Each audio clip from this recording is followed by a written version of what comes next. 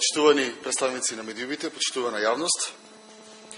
Денес е вториот ден од расправата за буџетот за 2023 година и ова е веќе шести предлог буџет кој што го предлага коалицијата на ДУИ и на СДСМ, а економијата ни се движи од лошо кон полошо.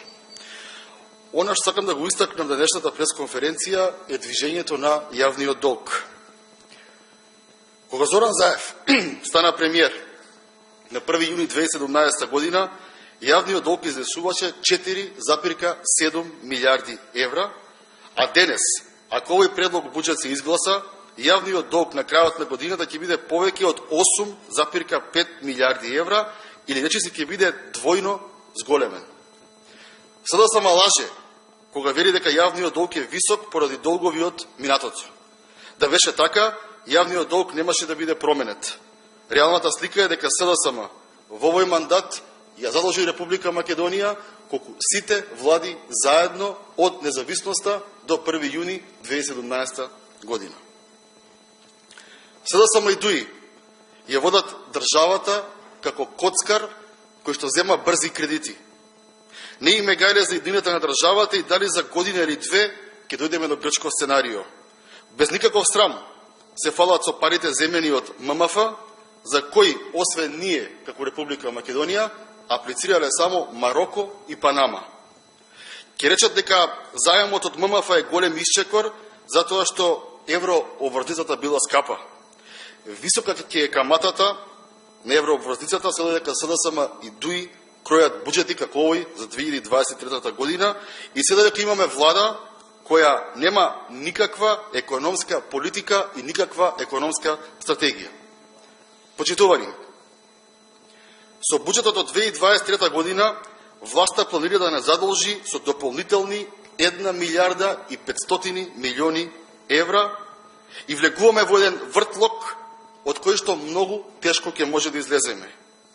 Не е важна темата за висината на јавниот долг, затоа што тоа е долг кој што е наш и кој што го оставаме нашите деца и внуци.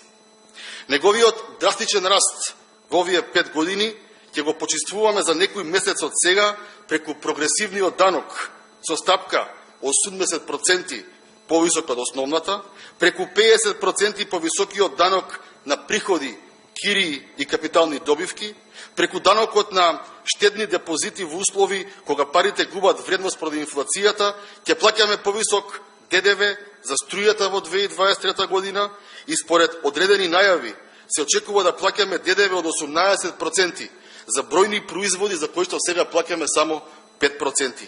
Ќе плаќаат фирмите повеќе данок на добивка поради лошата даночна основа и така натаму и така натаму. Почитувани, сите ја плаќаме и допрва ќе ја плаќаме неспособноста на оваа криминогена власт. Македонија се наоѓа во тешка економска криза. За жал, доаѓаат денови за македонската економија и животниот стандард за сите нас.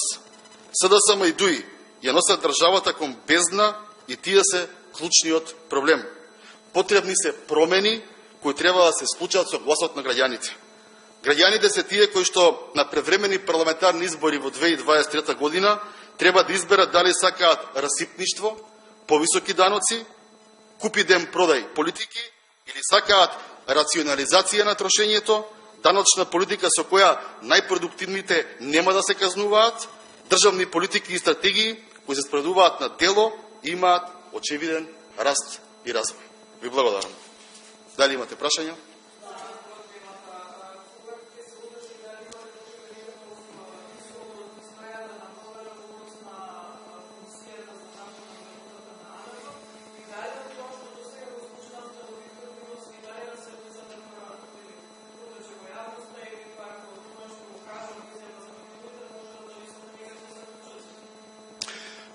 Ќе почнам со второто прашање. Тоа што се зборуваше на седницата, се разбира дека нема можам да го зборувам. Во врска со тоа што го зборуваше господинот Димовски, политичкиот дел овдека во собранието, јас веднаш после него имав изјава за медиумите и ги дадов одговорите во врска со неговата пресконференција. Во првиот дел на прашањето сакам да повикам МВР овој случај да го расчисти побрзо, бидејќи времето ни е многу важно. Сакам да ви уведам и вас, и целата македонска јавност, дека комисија ќе има, дека прашањата ќе се постават, дека одговорите ќе ги добиеме, дека ќе имаме не само вербални одговори, туку ќе бараме за секој вербален одговор и материјален пишан документ. Ничија глава политички не бараме. Ова е голем срам за државата, голем срам за граѓаните. Граѓаните немаат доверба во институциите, а сега партнерите од НАТО ќе немаат доверба во нашите служби. И како комисија ќе бараме до последниот кој што е вклучен, а колку е се не знаеме, да си одговара за ова кој што е направено на државата. И во тоа може да бидете сигурни.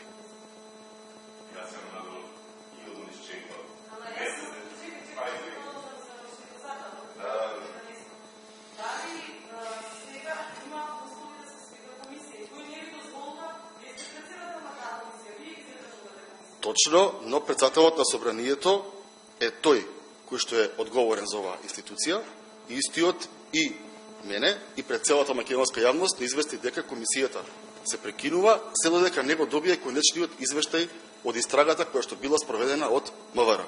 Затоа апелирам тоа да заврши час побрзо, бидејќи и времето на реакцијата и на полицијата, и на комисијата, и на понатамошната истрага е многу важно. Ова не смее да се започнати, ова мора да се истера до крај. Никој не ми известил дали има или нема, тоа не е моја надлежност, службите не се моја надлежност, наистина не би можел точно да ви одговорам, само би спекулирал, а не би сакал во овие моменти било какви спекулации да излезат од тука.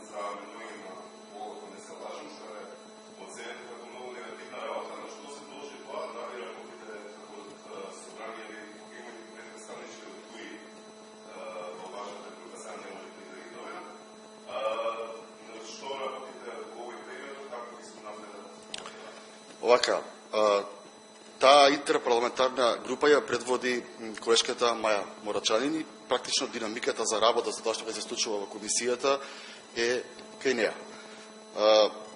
Ние, кога разговараме и со меѓународните организации кои што се занимаваат со практично кажано во наводници маргинализирани групи, како општество имаме проблем и како пратеници, тоа си го земам и како свој хендикеп. Многу малку разговараме, не само и за таа категорија која што вие спомнавте, многу малку разговараме за луѓето кои што имаат хендикеп, за луѓето кои што не можат да остварат своји права, кои што ги следуваат по устав и по закон. И баш гледав сега еден извештај имаше скоро пред недела-две, каде што и јас се проведов таму, бидејќи сум по цел ден во собранието, прилично долго дискутирам за повеќе теми, но и јас како човек кој што не е хомофоб, кој што ги потикнува луѓето да имаат толерантност према сите различности во општеството, се фаќам себе си во тоа дека не сум бил доволно активен на тоа поле.